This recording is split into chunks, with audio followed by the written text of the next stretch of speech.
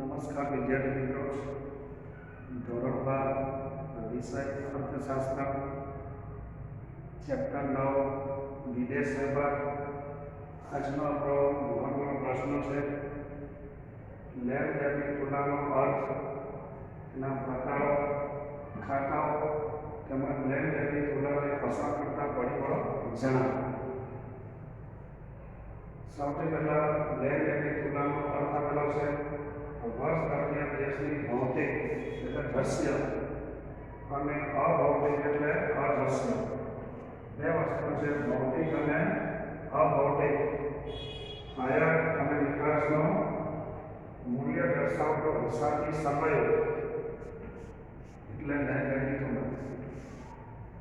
દેશની અંદર વર્ષ દરમિયાન આયાત થતી ભૌતિક વસ્તુઓ કે જેને નજરે જોઈ શકાય, સ્પર્શ કરી શકાય, અને અભૌતિક એટલે કે અદ્રશ્ય સેવા એવા પ્રકારની સેવાઓ આયાત અને નિકાસનું જે એક વર્ષનું હિસાબી સમય દર્શાવતી તુલના એટલે લેણ દેણની તુલના છે. જેની અંદર કહેવાય છે કે લેણ દેણની તુલનાની અંદર બે પ્રકાર જોવા મળે છે. લેણ દેણની તુલનાની અંદર બે બાજુ હોય, એક છે જમા બાજુ અને બીજી બાજુ છે ઉધાર બાજુ.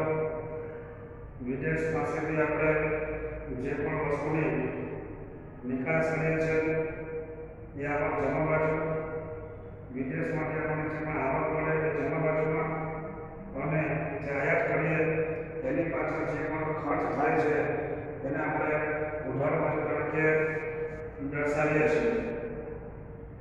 લેણ દેણની તુલનાના બે પ્રકાર છે, એક છે સમતોલ અને બીજો છે અસમતોલ.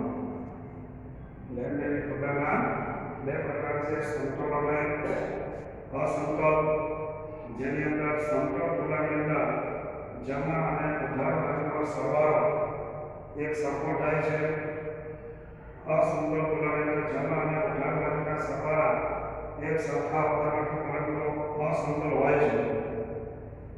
જમા બાજુનો સરવાળો જ્યારે ઉધાર બાજુના સરવાળા કરતાં વધારે હોય ત્યારે લેણ દેણની તુલનામાં આપણને ગુણાંક ચેન્જ થઈ શકાય છે. જમા બાજુનો સરવાળો ઉધાર બાજુના સરવાળા કરતાં વધારે, ટૂંકમાં આવક વધારે હોય અને ખર્ચ ઓછો હોય ત્યારે લેણ દેણની તુલના એ ગુણાંકવાળી છે એમ કહેવાય.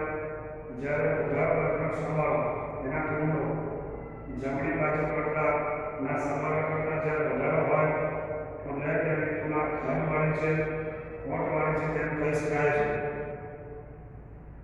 ડબલ એન્ટ્રી બુક કીપિંગ પ્રમાણે લેણ દેણની તુલના સમતોલ હોય છે, પરંતુ વાસ્તવમાં એમાં ખાસ રકમનો ગુણાંક પણ હોઈ શકે છે.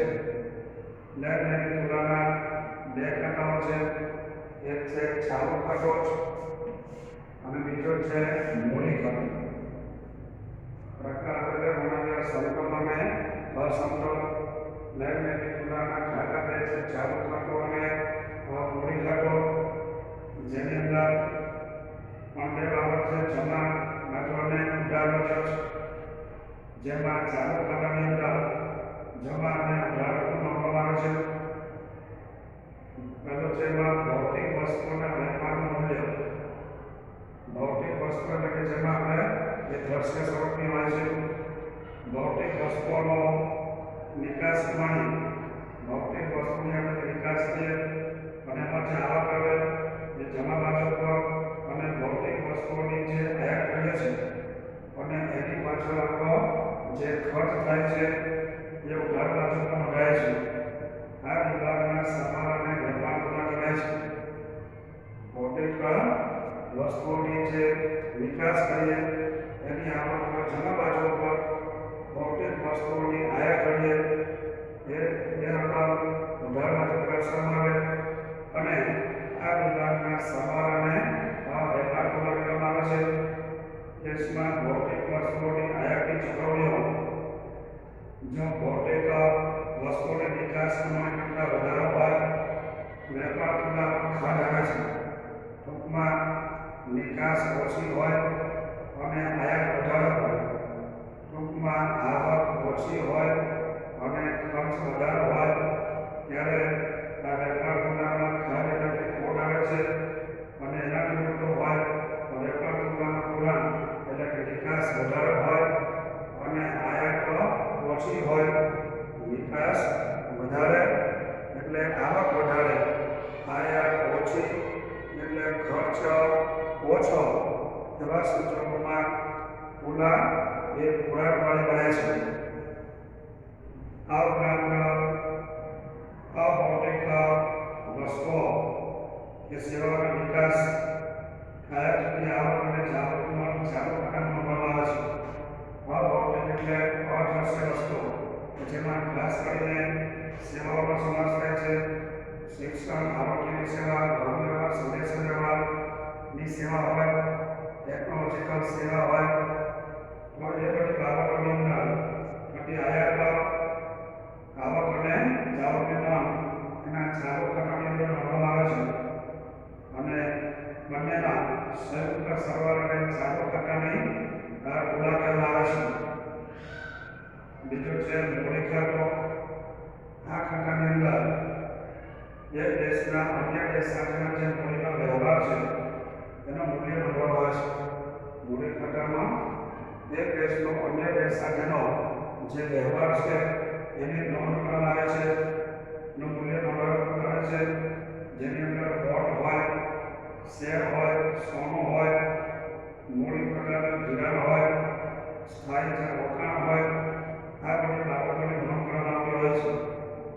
ચાલુ ખાતો અને મૂડી ખાતાના સરવાળાની ચાલુ ખાતો અને મૂડી ખાતોના સરવાળાને લેણદેણની તુલના કરવામાં આવે છે. ચાલુ ખાતો અને મૂડી ખાતોના સરવાળાને લેણદેણની તુલના કરવામાં આવે છે. તેમજ લેણદેણની તુલનાને અસર કરતા કેટલાક પરિબળો કે જેની અંદર દેશમાં આયાત નિકાસ હોય, મૂડીની હેરફેર હોય, સાધનોની હેરફેર હોય, મૂડી રોકાણ હોય, ધિરાણ હોય, આવા બધા પરિબળો લેણદેણની તુલના ઉપર એ અસર કરતા જોવા મળે છે. આવા પરિબળોને કારણે લેણદેણની તુલનામાં દેશ કરતા પૂર્ણાંક અથવા તો ખાધની પરિસ્થિતિ ઉદ્ભવતી જોવા મળે છે. એના માટે આ બધા પરિબળો જવાબદાર છે. આવા પરિબળો દેશના આર્થિક વિકાસના સ્તર પર પણ આધારિત હોય છે. જેમાંના કેટલાક પરિબળો છે વેપાર કરતી વસ્તુઓ અને સેવાઓની તથા પોતાના દેશમાં અને વિદેશમાં કિંમત, વેપાર કરતી વસ્તુઓની અંદર જે વિવિધતા છે તેમજ તેની ગુણવત્તા, અનિવાર્ય આયાતો, દેશના આર્થિક વિકાસનું સ્તર, વેપાર પર રાજકીય અને કાયદાકીય કેટલાક અંકુશો, તેમજ વેપારના આધાર માટે કેટલીક સવલતો હોય જેની અંદર વાહન વ્યવહાર હોય, સ્વદેશ વ્યવહાર અને અન્ય આંતરમાળખાકીય સુવિધા. આંતરમાળખાકીય સુવિધાની અંદર વાહન વ્યવહાર, સંદેશ વ્યવહાર વગેરેનો સમાવેશ થાય. રોડ રસ્તા હોય જેના દ્વારા દેશનો ઇન્ફ્રાસ્ટ્રક્ચર, રોડ રસ્તા, પાણી, વીજળી આ બધી સુવિધાઓનો સમાવેશ થાય છે. લેણદેણની તુલના અને કાલ્પનિક ઉદાહરણ પુસ્તકની અંદર પુસ્તકમાં દર્શાવેલો છે. જેની અંદર જમા બાજુ અને ઉધાર બાજુ, જેના જમા બાજુ અને ઉધાર બાજુ બે બાજુ દર્શાવેલી છે. ચાલુ ખાતો, આ ઉપરાંત મૂડી ખાતો, જેની અંદર તમે જોઈ શકો છો જે વિકાસ કમાણી છે એ જમા બાજુ પર નોંધવામાં આવે છે અને જે આયાત થાય છે એ ઉધાર બાજુ પર નોંધ થાય છે. જેની સરવાળો આપણે જો ચાલુ ખાતાની અંદર તો ભાઈ વસ્તુની નિકાસ દ્વારા આપણને 600 કરોડ રૂપિયા વસ્તુની નિકાસ, સેવાની નિકાસ, મૂડીની આવક, એકમની આવક, આ બધાનો તમે સરવાળો તમે જો છો તો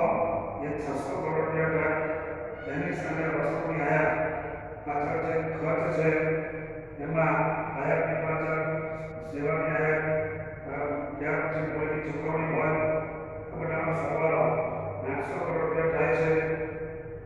એટલે આપણે જોઈ શકીએ છીએ કે વેપાર ઉપરાની અંદર ચાલુ ખાતામાં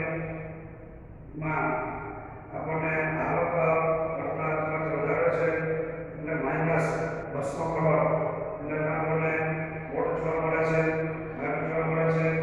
એ રીતે મૂડી ખાતાની અંદર તમે જોઈ શકો છો કે જેની અંદર જમા બાજુ અને ઘાટ બાજુ છે. લાંબા ગાળાનો લોન, ટૂંકા ગાળાનો લોન, બરાબર, આ બધાનો કુલ 450 કરોડ. કુલ જમાની અંદર તમે જોઈ શકો છો કે જેની અંદર 1,1000 કરોડ રૂપિયા છે. આ ઉપરાંત સમયની બાજુ વધારવા શકો છો. લાંબા ગાળાનું ધિરાણ 80 કરોડ, ટૂંકા ગાળાનું ધિરાણ 60 કરોડ, સોનાની ખરીદી 50 કરોડ. આ ઉપરાંત એનો કેટલાક સરવાળો 190 કરોડ. ટૂંકમાં મૂડી ખાતાની તુલા બરાબર મૂડી ખાતાની જમા બાજુનો સરવાળો માઇનસ મૂડી ખાતાની ઉધાર બાજુનો સરવાળો, જેના દ્વારા તમે આ લેણદેણની તુલા ની ગણતરી કરી શકો છો. તો વાસ્તવમાં કેટલાક દેશોની અંદર લેણદેણની તુલા ખાંડવાળી હોય તો કેટલીક જગ્યાઓ પર ઉડાણવાળી હોય. આમાં બે શબ્દ મહત્વના છે, ખાંડ અને ઉડાણ. જેની અંદર આવક ઓછી હોય અને ખર્ચ વધારે હોય ત્યારે તુલા એ ખાંડવાળી બને છે. જ્યારે આવક વધારે હોય અને ખર્ચ ઓછો હોય ત્યારે તુલા ઉડાણવાળી બનતી હોય છે.